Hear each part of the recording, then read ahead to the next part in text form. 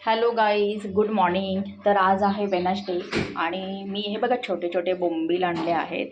मार्केटमध्ये आता खूप सारे बोंबील येतात, खूप छोटे छोटे एकदम आहेत. पण ठीक आहे, आपण तव्यावरती मी आता फ्राय करणार आहे. आणि ही आहे काटेरी.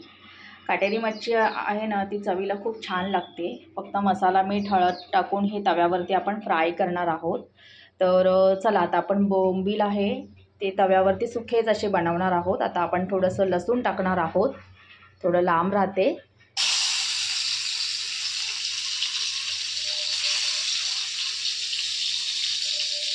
तर बघा, मी लसूण आता टाकलेला आहे.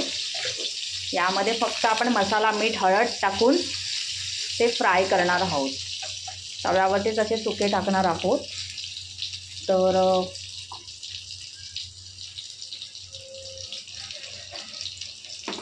सुकेच टाकायचे, खूप छान लागतात. हे बघा, आता मी मसाला टाकलाय करपेल म्हणून लगेच मी आता बोंबील टाकते ह्याच्यामध्ये. बघा, आपलं करपेल बोंबील म्हणून मी लगेच टाकले. आणि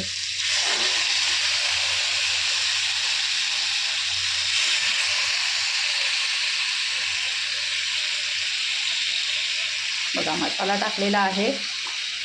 यामध्ये वरून मी आता हळद टाकत आहे.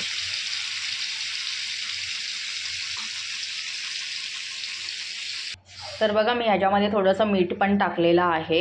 आणि हे सुकेच आता 5 मिनटं थोडंसं होऊन द्यायचे. आणि मी वरून थोडंसं चिंच पण टाकणार आहे. तर अशा पद्धतीने तुम्ही पण सुके असे बोंबील आहेत तव्यामध्ये किंवा पॅनमध्ये तुम्ही फ्राय करू शकता.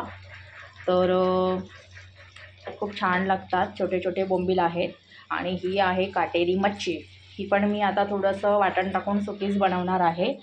आणि हे बघा, ही जी आंबाड आहे, आम्ही याला आंबाड बोलतो, ते तर आम्ही आता क्लीन करते, ती साफ करते. आणि त्याच्यानंतर आपण ती आंबाड आहे थोडंसं तिचा रस्सा बनवणार आहोत वाटण टाकून, जेणेकरून हे आता सगळे सुके बनवते. तर तुम्हाला ही जी बोंबलाची रेसिपी कशी वाटली तुम्ही कमेंट करून मला सांगा. नवीन असाल तर फॉलो करा, शेअर करा, सबस्क्राईब करा. Bye bye.